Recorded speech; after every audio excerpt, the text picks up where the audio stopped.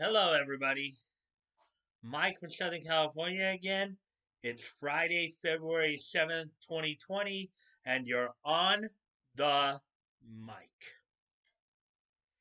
So, on today's episode, I'm going to talk. I earlier today watched the second panel of Vic from Savannah Comic Con this past weekend, the one from Sunday. I'm going to give some commentary on it, just my impressions of it as I watched on Victor Vargas's channel. You guys check him out. He's pretty good at chronicling a lot of stuff that Vic does, so you guys might want to check him out. So as I was watching it, you could tell pretty much right off the bat it's going to obviously be a somewhat of lighter, um, a lighter panel, than it was yesterday. He, talked more about the works he was involved with. Didn't really didn't really touch upon any of the drama, which was good.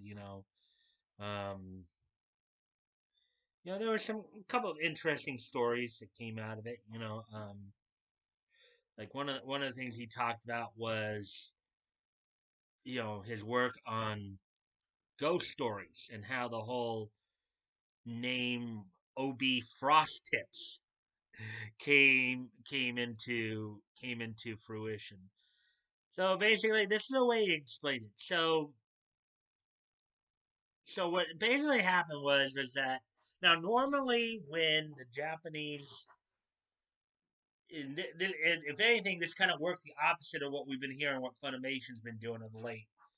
But normally, normally when when the Japanese give you the rights to dub something. They basically, and what they want, and what a lot of fans want too, is more of a direct translation. They want you to make it to where, you know, Americans or whoever they're translating for can understand it, in the context of their own language.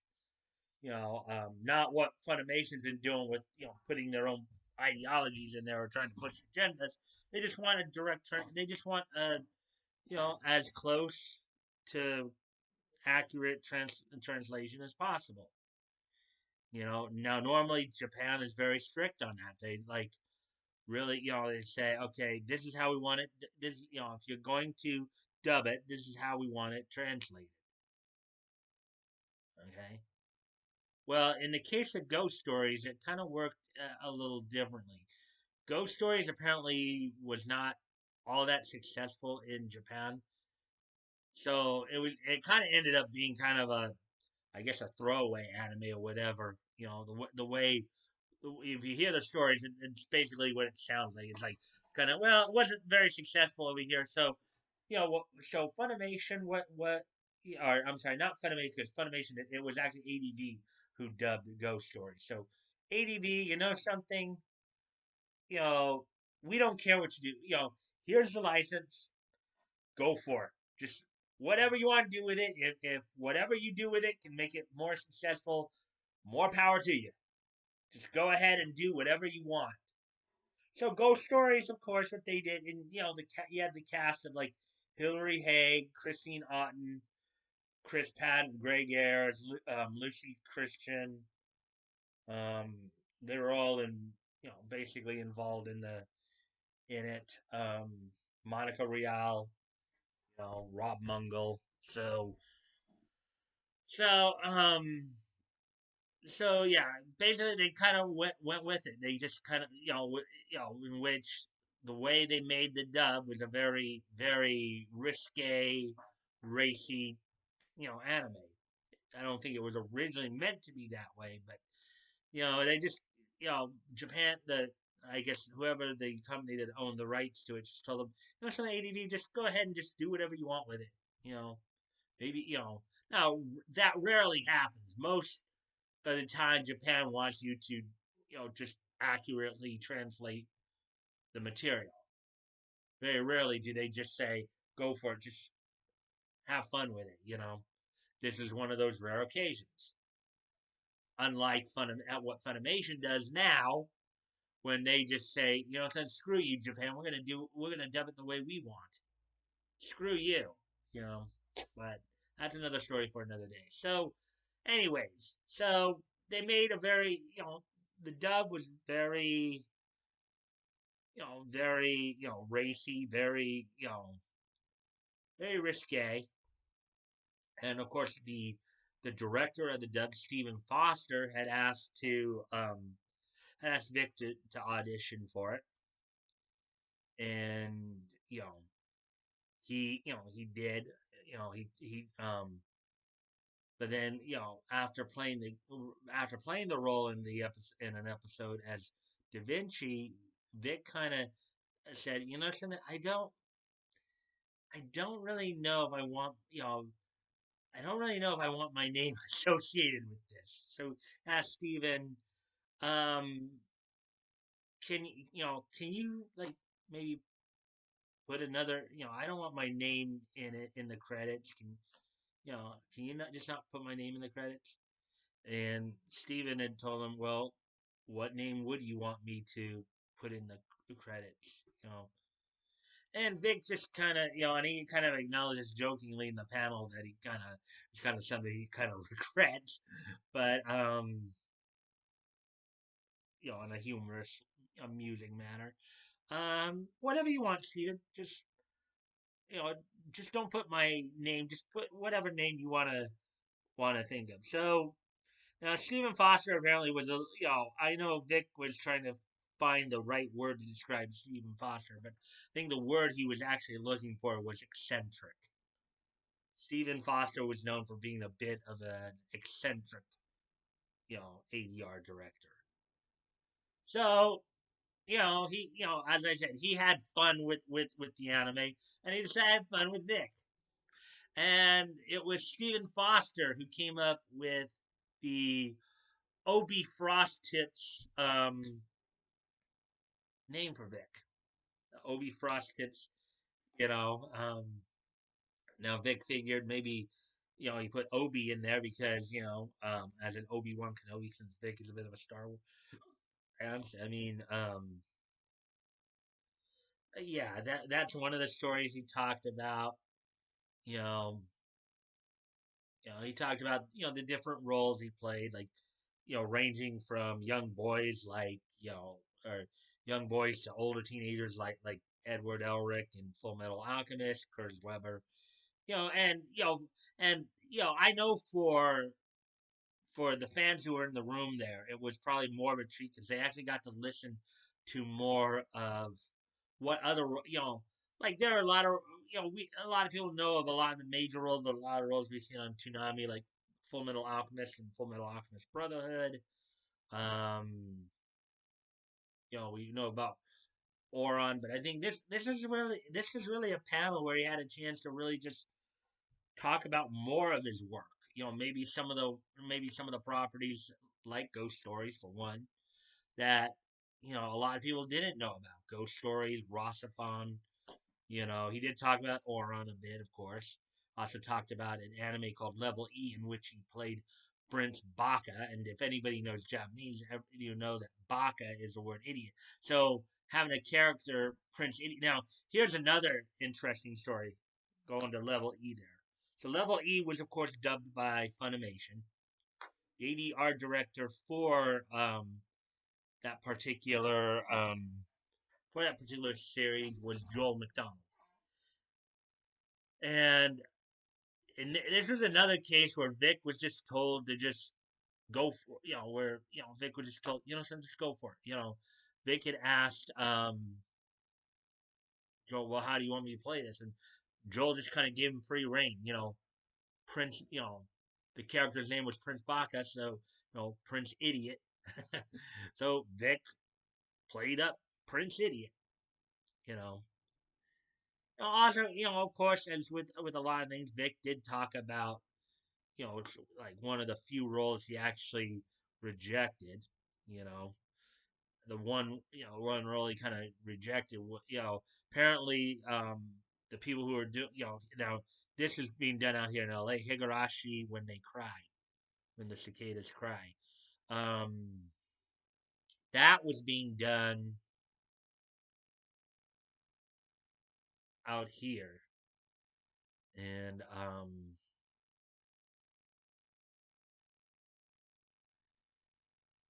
want to check. Hold on, I want to check something. Okay, so even though Higurashi is now, of course, the license right now is with Sentai. Originally, when it was dubbed out here in LA. So, you know, they had asked Vic to audition for it, and he just felt, Vic just had felt that he needed to reject the role because I guess whatever the role was, it went against his faith. So he did talk about that.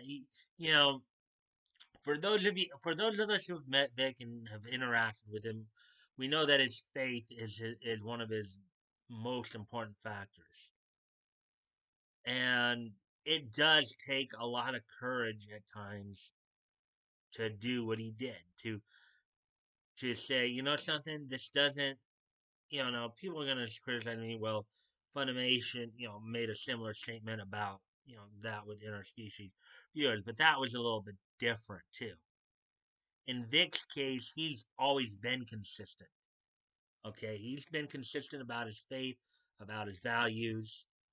They've never changed. He's been consistent, whereas Funimation has not. That's kind of the main difference. That's why people are calling Funimation out for their hypocrisy. But Vic has been true to what he believes in. You know, he has been true to what he believes in. So, and sometimes when you're trying to stay true to what you believe in, sometimes you do have to make some hard choices, some choices that could come off as hurtful to others, but sometimes you have to ultimately do what is best for you. And that's what he did. Um,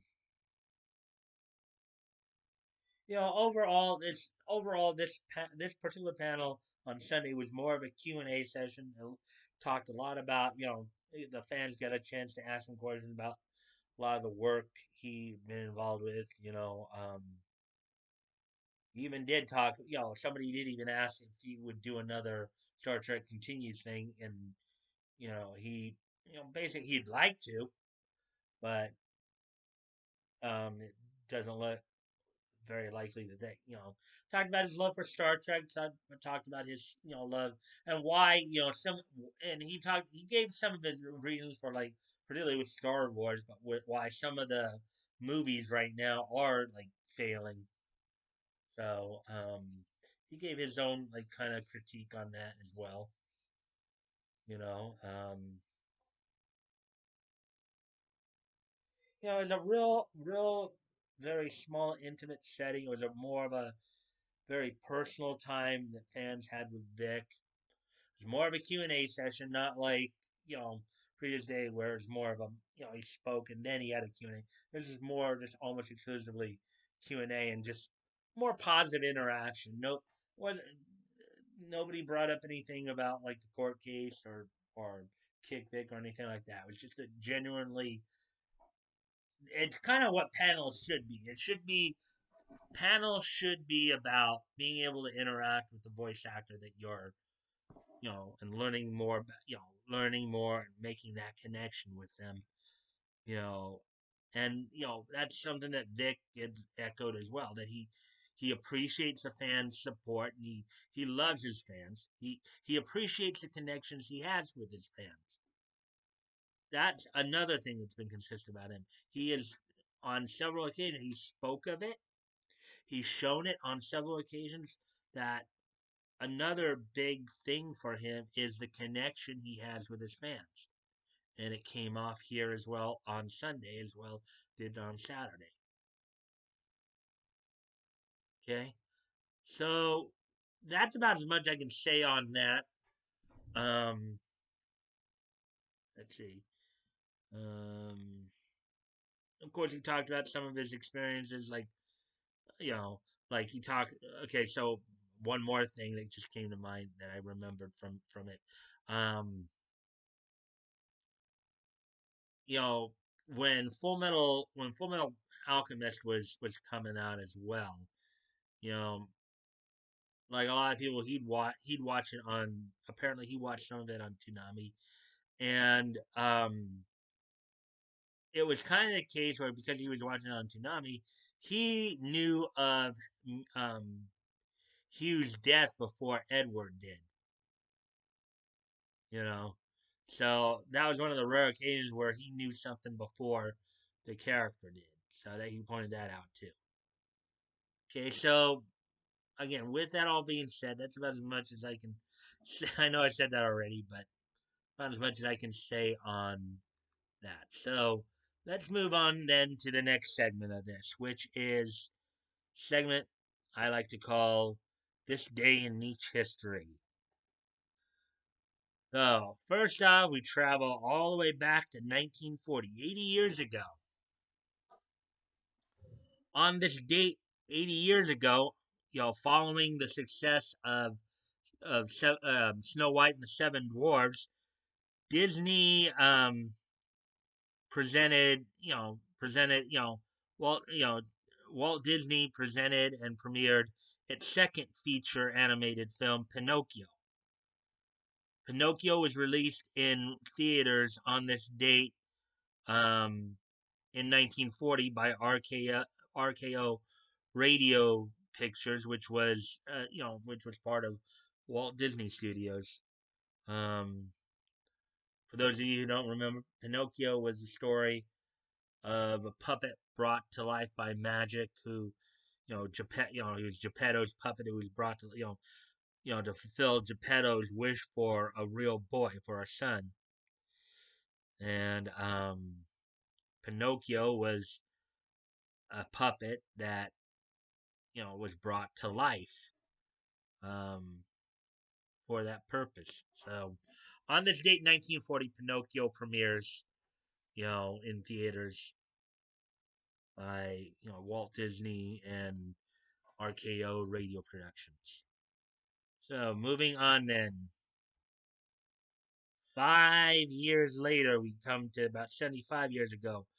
On newsstands, DC Comics, under the name JR Publishing Company, released Sensation Comics number 40.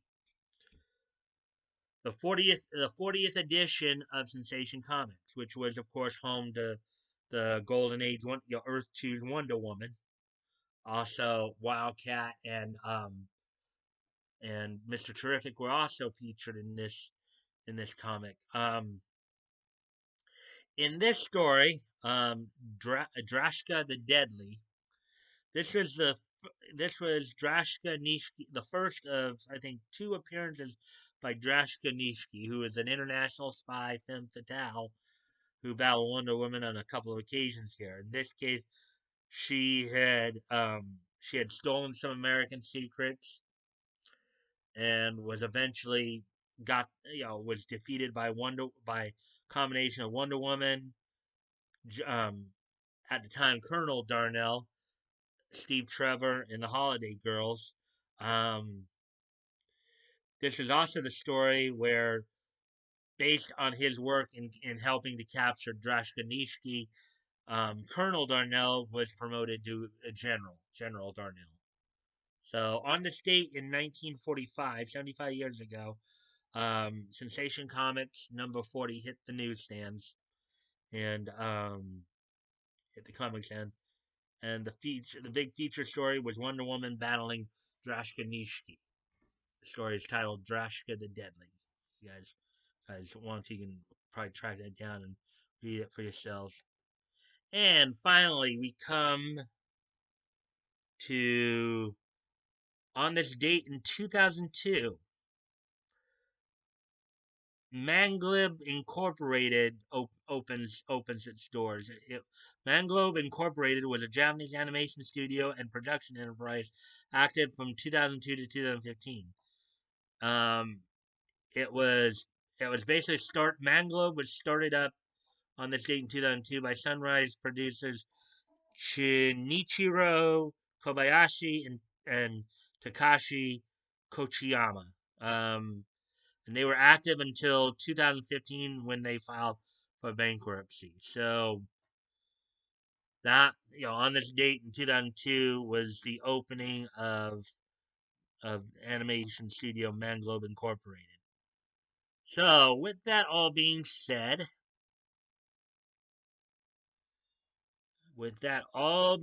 right there, if you guys would like to contact me directly, you can do so on Discord. Um, if you guys want to check out the Discord join, you're more than welcome to. I always look forward to the communication with you guys. Um, I'm also promoting a bunch.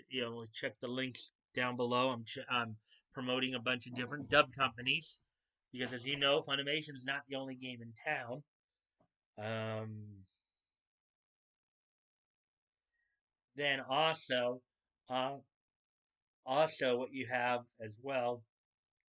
I'm also still promoting the GoFundmes because, guys, as always, never feel like you have to donate. Nobody wants to see you go bankrupt. You know, if you have the means to, and it's on your heart to do so, please consider donating. If you have already donated, please consider donating again. And if you're not able to donate, you can still help out the cause by sharing the link. Sharing is caring, after all. Um, and if you like this content, please consider liking, commenting, sharing, and subscribing. I always look forward to the conversation with you guys, of course, as long as they're civil and respectful. Um,